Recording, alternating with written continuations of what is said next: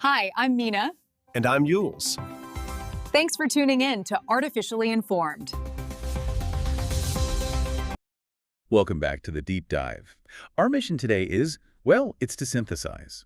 Not just to list the world's events, but to connect them. Exactly. We've got a massive pile of global happenings here, from science, tech, geopolitics, finance, you name it. And we're here to give you that clarity, that balance on what's really moving the needle. It's a big job. We're trying to cut through all the noise to find those genuine aha moments, the things that really, make you stop and think. Absolutely. We're going to start deep, and I mean deep, in human history with an ancient population isolated for an unbelievable 100,000 years. And then we're going to pivot hard. We're talking about the second space race to the moon, which is heating up fast. We'll also navigate a really complex European trade pact, and then we have to unpack this explosive controversy around the U.S. Defense Secretary, his use of messaging apps, and the political firestorm that's erupted from it. It's a journey, for sure. So let's start where the story of all of us begins, with science, evolution, and the human brain. Okay, let's dive right into this first piece of research,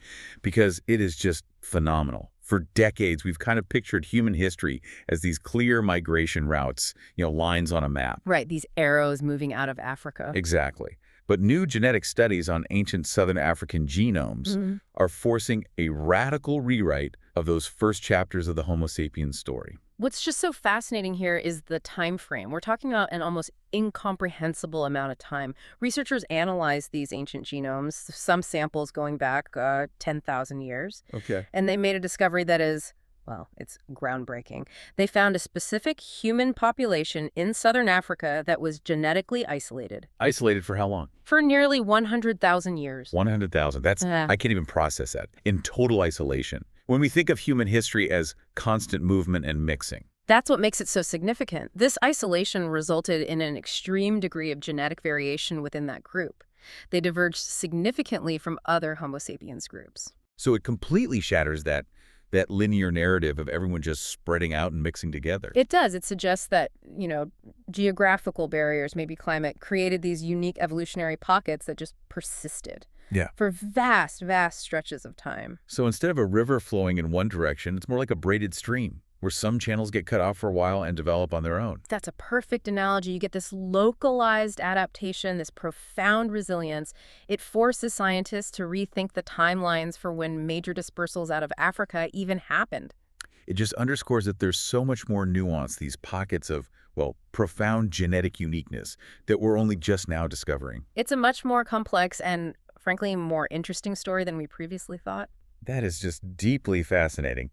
And if we see that kind of resilience in humans over deep time, what about the natural world? Let's jump from human history to ancient reptiles. We've got new information on anacondas. Right, and how they survived major climate shifts without really changing at all. Which is so counterintuitive.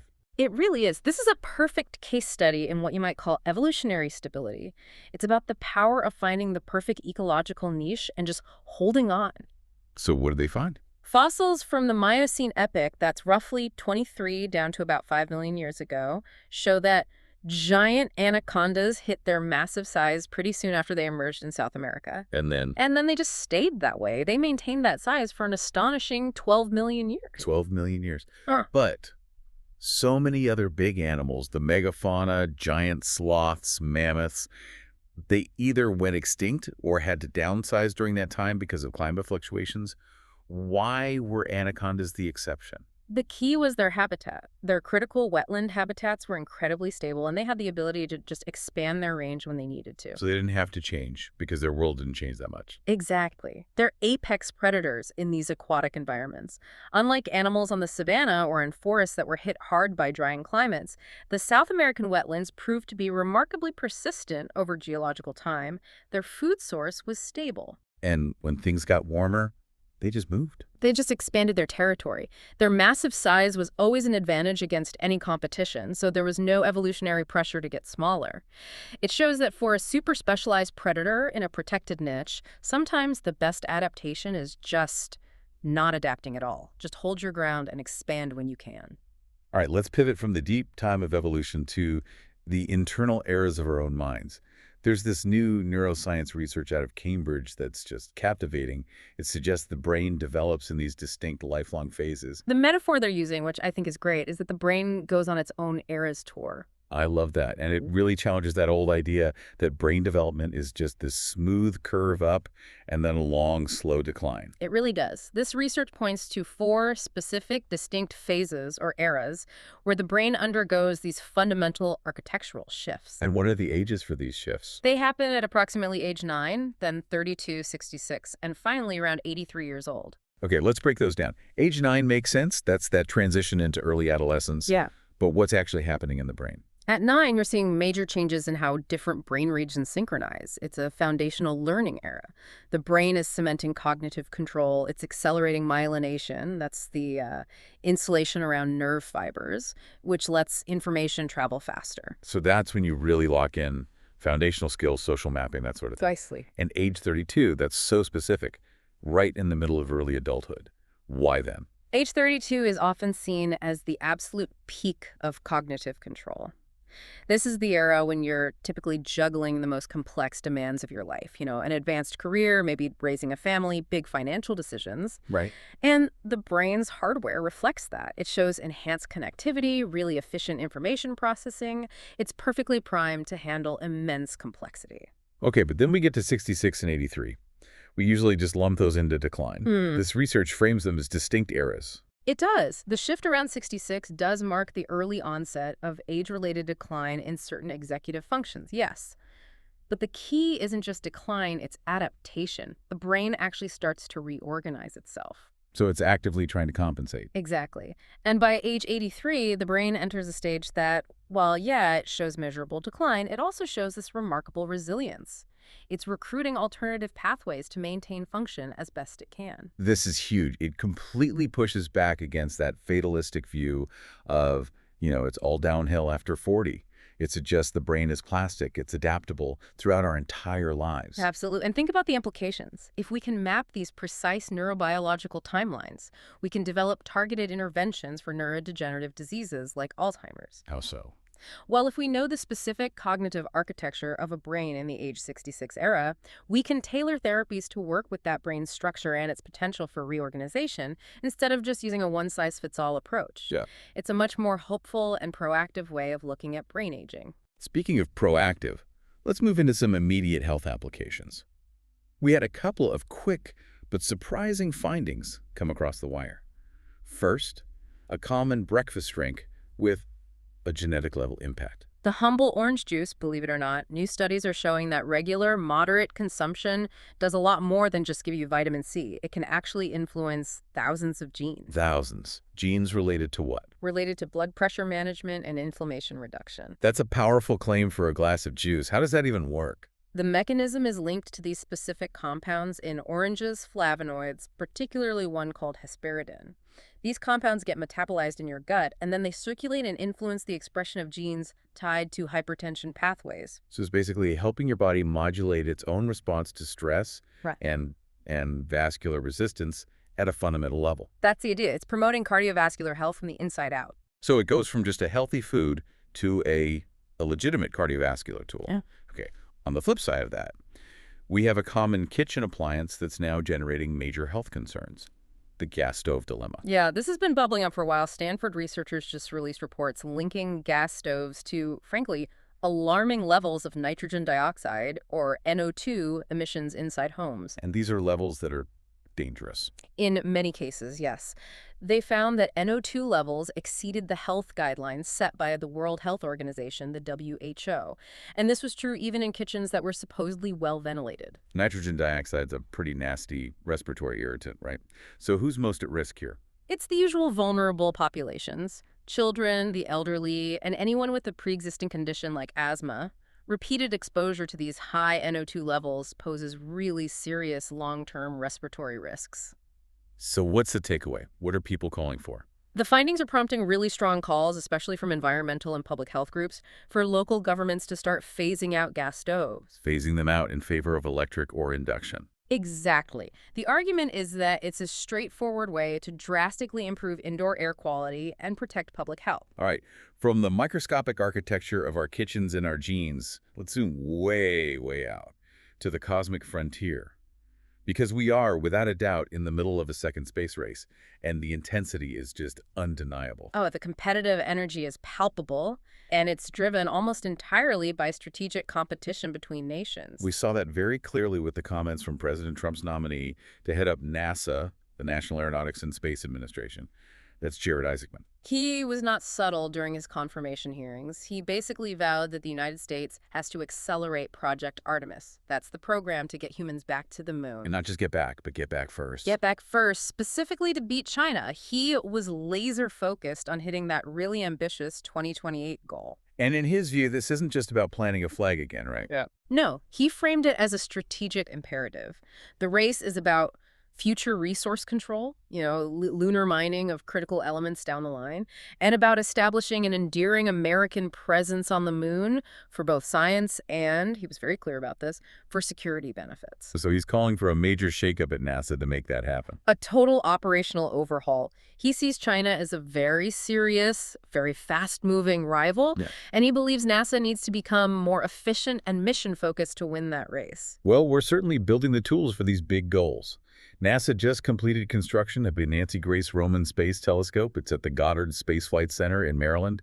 This thing is a beast. It is truly a groundbreaking piece of hardware. It's designed to just revolutionize our understanding of the cosmos. What are its specs? What makes it so special? It's got a massive 288-megapixel camera, and its main mission is to survey huge segments of the sky at a pace we've never seen before. It's going to map the distribution of galaxies to help us understand dark energy and dark matter. And it's also planet hunting. Oh, is it ever. It's expected to find over 100,000 exoplanets during its 5-year mission. To give you some perspective, its field of view is 100 times larger than the Hubble Space Telescope. 100 times? Wow. And at the same time, the commercial space sector is making these huge strides in accessibility. This is a really wonderful story. Blue Origin is getting ready for a launch that will accommodate a wheelchair user. That's a first, isn't it? It is, and it sets such an inspirational and vital precedent for the entire industry. It shows how modern capsule design and private investment can start to break down these physical barriers and just normalize space access for everyone. Meanwhile, back here on Earth, the AI gold rush is just reshaping the entire landscape of big tech with incredible speed. We just saw a major course correction from Meta. Yeah, Mark Zuckerberg announced some pretty significant budget cuts and a deceleration of their investments in the metaverse. The big bet isn't paying off, it seems. The decision was driven by just massive capital expenditure, rising costs, and frankly, underwhelming financial returns, especially on the hardware side. So the pivot is a major strategic reevaluation. A pivot to what? To short-term profitability, right, and to integrating generative AI directly into their core apps, Facebook, Instagram, WhatsApp, as fast as possible. And to make that pivot, need the right people. They managed to poach a huge name from Apple. A huge name. Alan Dye, a very distinguished design executive.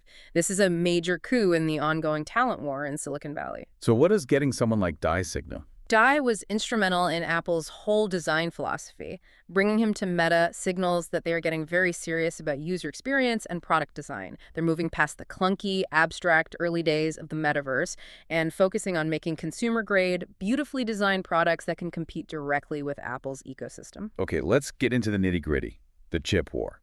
Because Amazon Web Services, AWS, is clearly intensifying its challenge to NVIDIA's total dominance.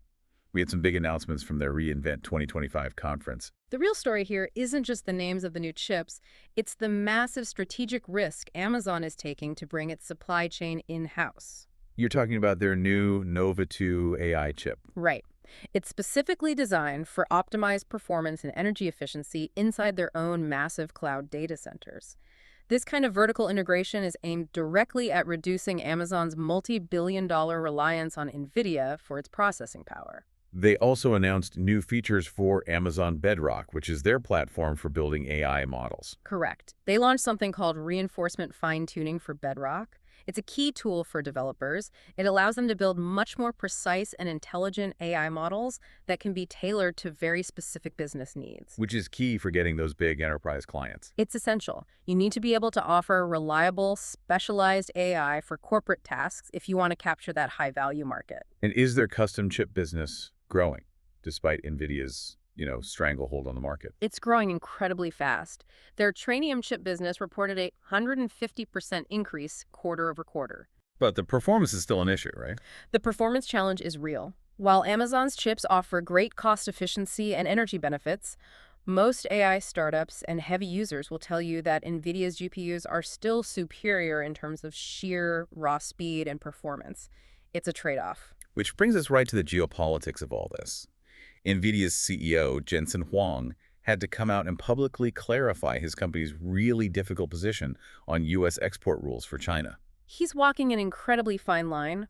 Huang clarified that NVIDIA cannot intentionally degrade the performance of chips that it sells to China just to comply with regulations. So what does that mean exactly? It means they're navigating this immense pressure from the U.S. government, which wants to block China's access to high-end chips for military use. But at the same time, NVIDIA has to maintain its operational integrity. So they have to design chips that are just below the performance threshold set by the U.S. government without making them deliberately worse for their commercial clients in China. It's a technical and ethical nightmare for them. And all the money funding this AI revolution, it seems to be getting very centralized. We're seeing this king-making strategy from venture capital firms, VCs. VCs are getting incredibly strategic and aggressive. Instead of spreading a lot of smaller bets around, they're identifying one or two companies they see as potential category leaders, the kings in these new AI niches. And then they just flood them with cash. Exactly. They fund them with these massive, almost protective rounds of capital. The argument for it is that this accelerates innovation by giving huge resources to the best and most proven ideas. But that's precisely the danger, isn't it? That's what the CEO of Anthropic, Dario Amodei, seems to be warning about. It sounds like VCs are creating the very bubble they're afraid of. That is the core of the debate. When you back a few kings so aggressively, you create these huge, almost insurmountable barriers for any newcomers. It stifles competition and might distort how the market would naturally evolve. And Amodei warned that some of these AI companies are overstretching themselves financially. He's a great phrase for it. He did. He called it YOLOing. You only live once, their approach to spending. What does YOLOing spending look like for an AI company? It means spending hundreds of millions of dollars on securing massive amounts of computing power, buying up chips, renting data center space before you have a sustainable, proven way to make money. So you're betting the entire company on the hope that your new model will generate revenue fast enough to cover these staggering upfront costs. You've got it. It creates these sector-wide vulnerabilities. If the user adoption or the profitability doesn't show up as quickly as they hope, the whole thing could come crashing down. All right, shifting gears now to geopolitics.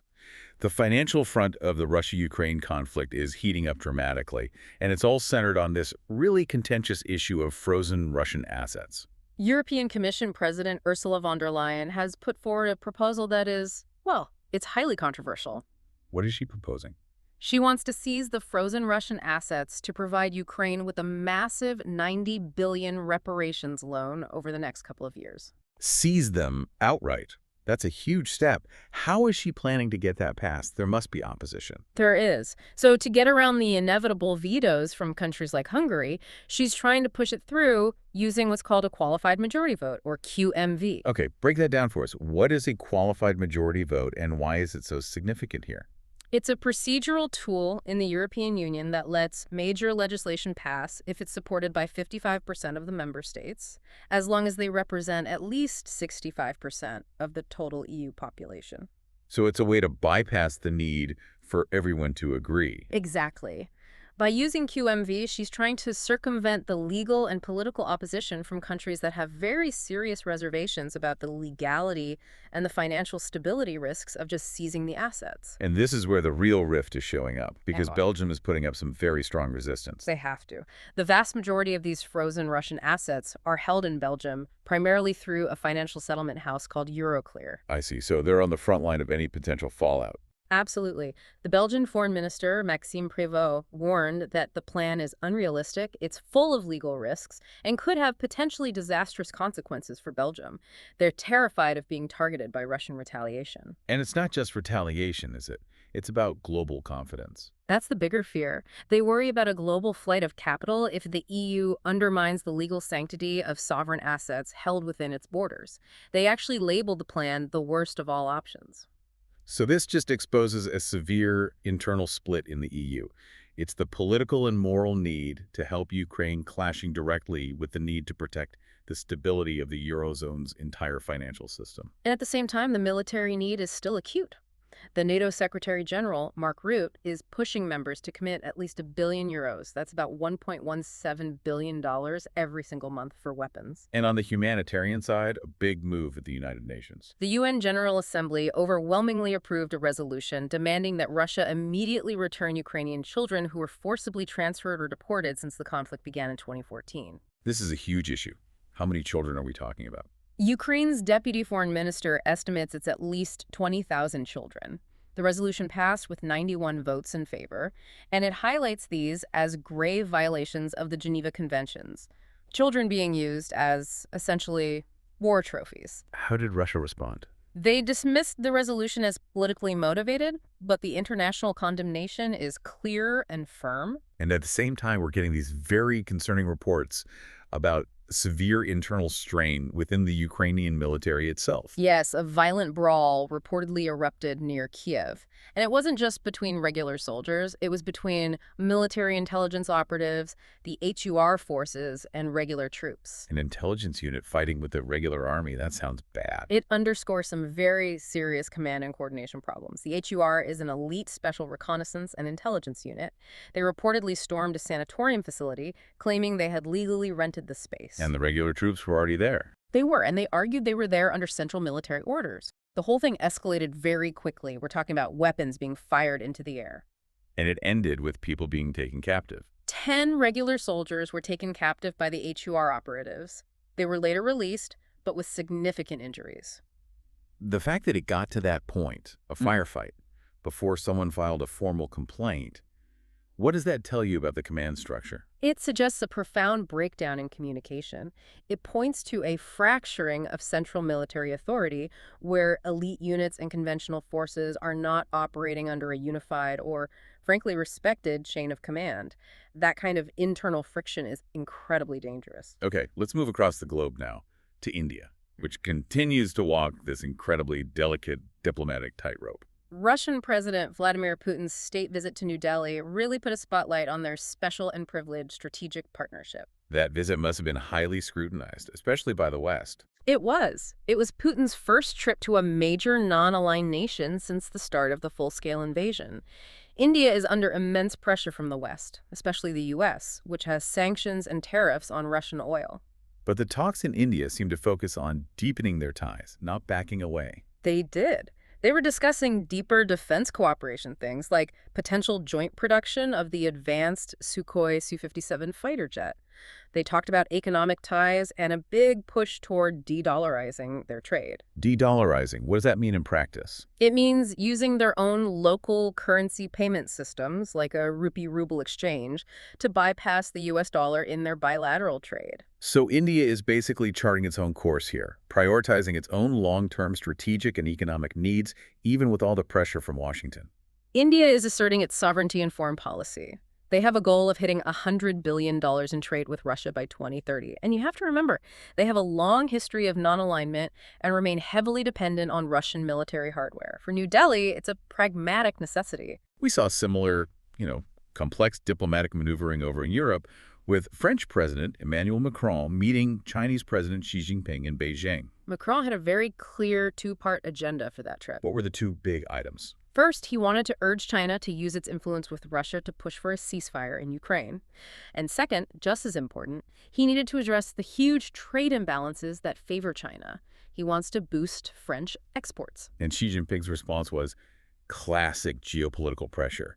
He urged Macron to stand on the right side of history. It's a very loaded phrase. It suggests China's view that the West is in decline and that Europe should embrace this new multipolar world order that's, led by Beijing and Moscow. And the irony here is that while Macron is in China asking for help, we're seeing reports from France and Germany that they're worried their biggest ally, the U.S., might betray Ukraine. That's right. The fear in some European capitals is that a U.S. administration, maybe desperate for a quick win before an election, might push for a peace deal that compromises Ukraine's sovereignty. A deal that forces Ukraine to give up territory. A deal that Europe would find unacceptable. It just highlights this deep strategic vulnerability the European Union feels when the negotiations are being led primarily out of Washington. Let's bring it to Washington then, and a major military controversy. I'm talking about the Inspector General report on Defense Secretary Pete Hegseth and his use of the Signal app. This is a major story about a potential security breach at the highest level. The Pentagon's Inspector General, the IG, found that Hegseth used the Signal messaging app, Which is an encrypted app. but it was on his personal unsecured device. And he used it to communicate operational specifics about an impending military strike against Houthi rebels. And the IG concluded this was a problem. A big one. The IG concluded that this practice compromised the safety of the military personnel who were involved in that strike. But Hegseth's team is pushing back hard. They're claiming the information wasn't technically classified, and his spokesperson called the IG report a total exoneration. And that's the huge disconnect here. How can it be a total exoneration if the IG's own report clearly states that using an unsecured platform for operational details compromised safety? It seems like they're playing with definitions. They are. The IG report said that while the information didn't meet the legal definition of classified, it was sensitive enough that if it had leaked, it could have put lives at risk. Hegseth's defense is all about the letter of the law, while critics are focused on the spirit of military security. Critics like Senate Democratic leader Chuck Schumer, who called it a severe breach of military intelligence. It raises huge questions about the security culture at the Pentagon. It absolutely does. Is the priority speed and convenience, or is it security? And where does the political spin just completely overshadow the operational facts? And the controversy over military actions doesn't end there. We also have the continuing fallout from that U.S. follow-up strike on a suspected drug trafficking vessel near Venezuela. Admiral Mitch Bradley is about to testify before Congress on that incident. It involved a second attack on a boat where survivors were reportedly trying to get back on board. And his position is that the strike was justified? His position has been consistent.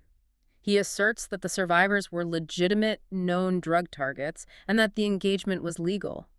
But critics are raising serious questions about whether these kinds of aggressive military strikes are even effective at stopping drug trafficking. The argument being that they come at a high humanitarian cost without actually disrupting the deeper supply chain. It's the core of the debate. And to top it all off, we now have the New York Times suing the Pentagon. The lawsuit alleges First Amendment violations over new press restrictions that have been put in place for reporting on these military operations. So the Times is arguing that the government is making it impossible for journalists to do their jobs and provide oversight. Exactly. They say the restrictions are overly broad and are preventing the public from getting information about critical government actions. It's that classic crucial struggle between media transparency and operational security. All right, let's turn to the U.S. domestic political landscape, which remains, well, fiercely polarized, especially on the issue of immigration. And we have to start with President Trump's derogatory comments targeting the Somali community. During some campaign remarks, President Trump referred to Somali immigrants as garbage. That's a direct quote. That is a direct quote. And it sparked immediate outrage and very deep concern, especially in Minnesota, which has the largest Somali community in the U.S. Congresswoman Ilhan Omar, who is of Somali descent and represents a large part of that community, she responded very strongly. She did. She condemned the rhetoric, calling the comments creepy and xenophobic. What's really telling here is the reaction, or the lack of reaction, from others. It is. Domestically, while the Trump administration itself expressed support for the president's rhetoric, many prominent Republican leaders just remain publicly silent. Which highlights this real internal tension in the party over immigration. Absolutely. The administration is using this kind of rhetoric to fire up its political base, while other GOP leaders seem to be struggling with how to reconcile that with a broader appeal, and they're wary of the political risk of directly confronting racism.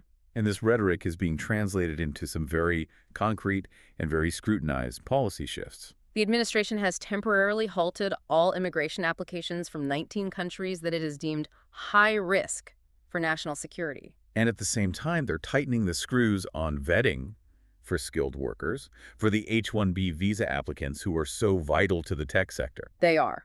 The U.S. Department of State is expanding its vetting process. Now, H-1B applicants and their dependents are required to make their social media profiles public. Public for government review. Yeah. And what are they looking for? The scrutiny is specifically targeting anyone linked to activities the administration views as promoting censorship or misinformation. So they're aligning the vetting process with the administration's own focus on the very contentious topic of online free speech. So on one hand, it's being presented as a national security measure. But on the other hand, critics argue it targets specific populations, it adds huge delays and complexity to the skilled immigration process, and it could seriously hurt the tech sector's ability to recruit the best talent from around the world.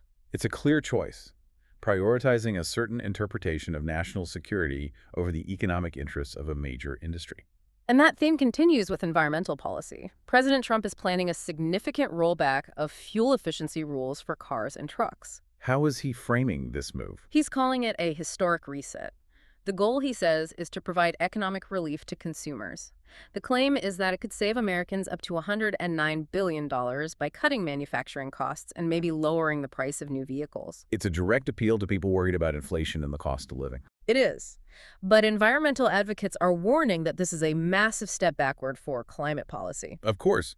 They argue that rolling back these standards, the CAFE standards, directly undermines all the efforts to combat climate change. And it will lead to a substantial projected increase in greenhouse gas emissions over the next decade. So it creates this very clear conflict: short-term consumer savings versus long-term climate goals. And finally, on the domestic front, we have to spend some time on a really significant potential conflict of interest involving a massive government contract. A rare earth magnet startup called Vulcan Elements just secured the largest loan ever granted by the Pentagon's Office of Strategic Capital. How large are we talking? $620 million. Wow. And the goal of this loan is strategically important, right? Oh, it's critical. The whole point is to bolster domestic production of these magnets, which are vital for defense technology, for green infrastructure, and to reduce our reliance on manufacturing from China. Okay, so what's the controversy? The controversy surrounds who is backing this startup. The company is actively backed by Donald Trump Jr.'s firm, 1789 Capital. So it raises these unavoidable questions about the intertwining of personal business interests with massive government contracts, especially since it's the largest loan of its kind the Pentagon has ever issued. It brings intense scrutiny over influence and transparency in how federal money is being handed out. Now let's turn our attention to the growing global concerns over climate stability. And the data coming out of the Arab region, detailed by the World Meteorological Organization, the WMO, it's a profound call to action. The WMO report is incredibly stark. It confirms the Arab region is heating up nearly twice as fast as the global average. 2024 was 1.08 degrees Celsius above the long-term norm. Twice as fast. What are the immediate impacts of that on the ground? It's a full spectrum of climate disaster. You have temperatures soaring above 50 degrees Celsius, that's 122 Fahrenheit, in cities. That puts immense strain on human health, on agriculture, on the power grids. And it's not just heat, it's a drought and floods, too. Exactly. Western North Africa has suffered through 6 failed rainy seasons, which has led to extreme drought. But then, conversely, places that are historically arid, like Saudi Arabia and the UAE, have faced lethal flash flooding from these unprecedented extreme rainfall events. It's the definition of instability. Too hot, too dry, or way too much water all at once. Is anything being done to mitigate this? Nearly 60% of the Arab countries have established early warning systems, and there are some major investments in things like desalination for water security. But it's not enough. The WMO is urging a significant escalation of these efforts. They're saying the extreme conditions we saw last year are at risk of becoming the new normal. Moving to Europe's long-term energy strategy, the UK is making a massive multi-billion-pound bet on its infrastructure. Ofgem, the UK energy regulator, announced a $28 billion investment to completely transform the UK energy network. And the strategic goal here is pretty clear. It's crystal clear. They want to reduce their reliance on imported gas, lower wholesale energy prices in the long run, and, crucially, integrate the massive amount of renewable energy capacity they're building, especially offshore wind. But there's a big short-term catch that's going to hit every single household. There is. Household energy bills are going to rise temporarily to pay for this essential modernization project. And that's a really tough political sell. It's a very challenging trade-off. You're forcing immediate costs onto consumers for the promise of long-term energy security and a sustainable future. The debate is all about equity. Who should bear the cost of building a stable future? On the humanitarian front, a very grim report from the Food and Agricultural Organization, the FAO, about global food insecurity. It's escalating sharply. Acute food insecurity has tripled since 2016. It's now affecting nearly 300 million people worldwide. And the most alarming part of the report is this disparity in how aid is being distributed. You called it a systemic failure. It is. 80% of the people affected live in rural areas and depend directly on agriculture to survive. Okay. Yet only 5% of all global humanitarian food aid actually supports those agricultural livelihoods. So we're giving out food, but not the tools to grow food. Exactly. We're not giving them seeds, tools, irrigation technology, resilience training. We're treating the symptom, the hunger, but we're not addressing the root cause, which is the collapse of their ability to sustain themselves. So what is the FAO asking for? They're appealing for $2.5 billion to try and correct this imbalance, with a heavy focus on resilience-building programs. Because immediate aid saves lives today, but resilience aid prevents the collapse from happening again tomorrow. And finally, on this front, we have to look at the ethical tightrope the European Union is walking with this big Mercosur trade pact. That's the deal with the South American Economic Bloc. The EU is trying to expedite it. Why the rush? The rush is to secure critical raw materials, CRMs, for their green transition. They need things for batteries, for green infrastructure. It's all part of their new Critical Raw Materials Act. So they need lithium, rare earth elements, all the things that come from South America. Right. But experts are warning that the way the pact is structured, it risks inadvertently contributing to more deforestation and environmentally harmful mining practices in those Mercosur countries. How so? What's the loophole? The deal only requires those countries to adhere to their existing national laws, many of which are considered very weak when it comes to protecting ecosystems or indigenous rights. And this creates a risk of what's called regulatory chill. Can you explain that concept? Regulatory chill is the fear that these South American nations might be hesitant to implement new, tougher environmental standards like stricter rules on mining or land use because they're afraid that a resulting trade dispute could threaten the economic benefits they get from the EU pact. So the trade deal itself becomes a powerful reason not to strengthen their own environmental laws. Precisely. It could end up undermining the EU's own ethical and sustainability goals in practice, even if that wasn't the intent. Let's turn to the financial markets. We saw some pretty unexpected movement in the U.S. stock market today, with the major indices all up. The Dow Jones, the S&P 500, the NASDAQ, they all registered gains.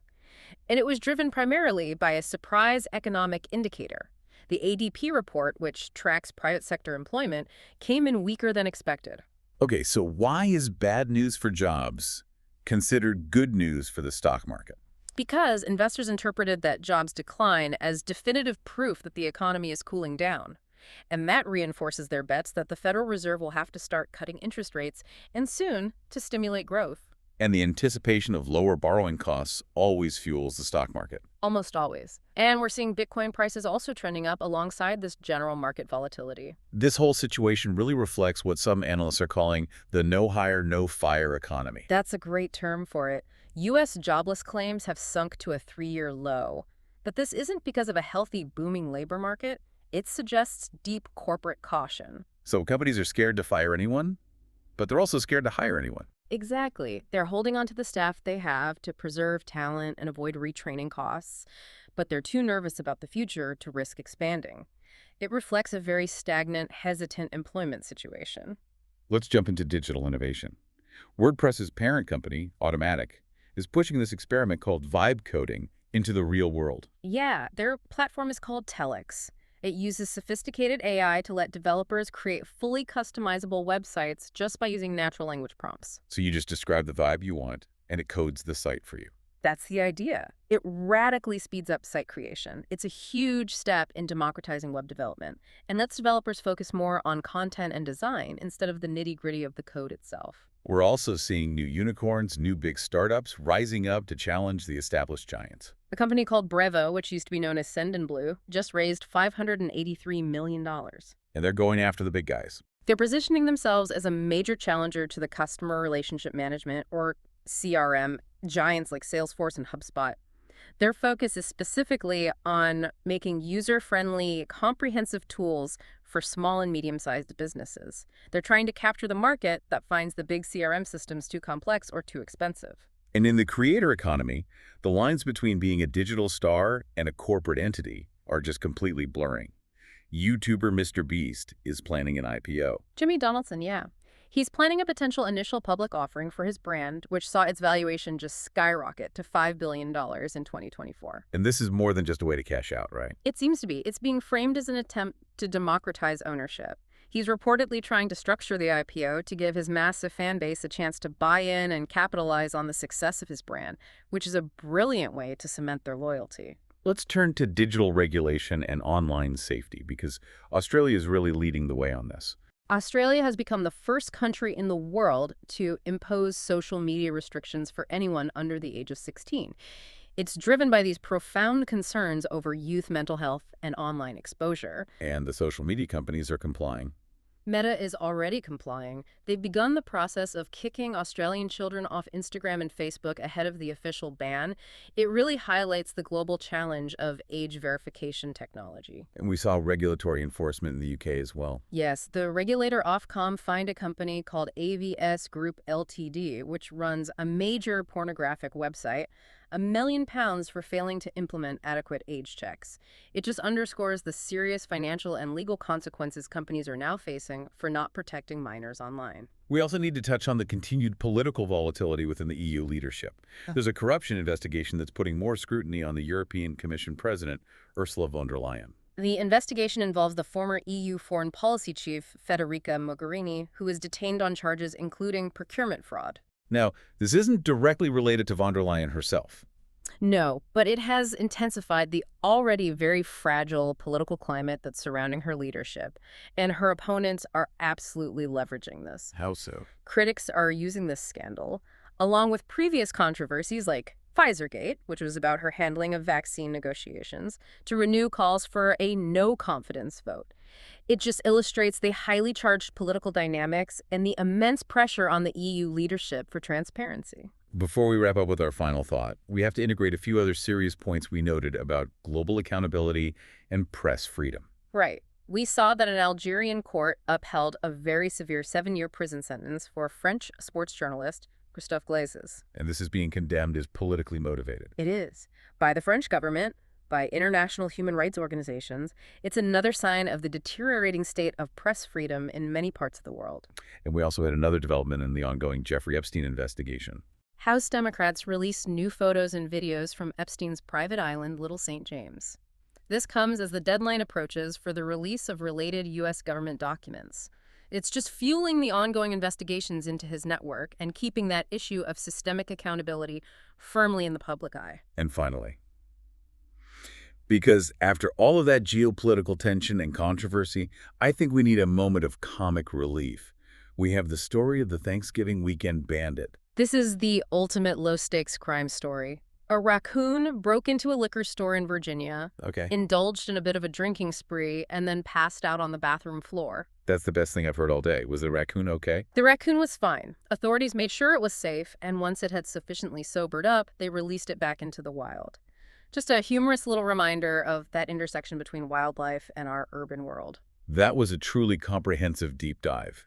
Let's try and quickly summarize the most crucial threads we pulled on today. We started with that stunning scientific finding of ancient human genetic isolation in southern Africa for 100,000 years, just fundamentally changing how we see human migration. Then we accelerated right into the intensity of this new space race, with NASA aiming to beat China back to the moon. And that whole race is being fueled by these aggressive AI investment strategies like AWS's new chips and that high-risk YOLOing approach from the VCs. We highlighted some profound political divisions, especially in Brussels, with Belgium resisting von der Leyen's plan to seize Russian assets. And in Washington, the controversy over military accountability just exploded with Defense Secretary Hegseth's use of the Signal app. And of course, the complexity of global navigation. You have India walking that tough diplomatic tightrope between Moscow and Washington. You have the EU walking an ethical tightrope with the Mercosur trade pact, risking environmental harm for resource security. So what does this all mean when you step back and look at the long game? Let's try to connect that idea of the brain's Eras Tour back to everything else we discussed. Excellent point. We learned that human cognition, our way of thinking, shifts radically at those key ages, 9, 32, 66, and 83. So if our core cognitive functions, our priorities, our ways of processing complex information change so fundamentally across these distinct eras of life, how effective can our long-term, decade-spanning global policies really be? That is the ultimate provocative question. You think about policies concerning climate change or the safe development of AI. The leaders and the populations who are crafting and responding to these massive multi-decade policies, they themselves are constantly entering these new eras of thinking and adaptation. Do our policy timelines ever account for the fact that the psychological timelines of the humans executing them are constantly shifting in predictable ways? It's something for you to mull over. Does the human brain's own Eras Tour make truly long-term strategic planning inherently unstable? A deep thought to end on. Thank you for joining us for the deep dive. We look forward to synthesizing the world for you again soon. You're enjoying Artificially Informed. Hit subscribe and share it with a friend. From the left, the right, and straight from the algorithm. Thank you. That's it for today's Artificially Informed. Nope. Thanks for spending your time with us. Yeah. Stay sharp, stay curious. See you next time.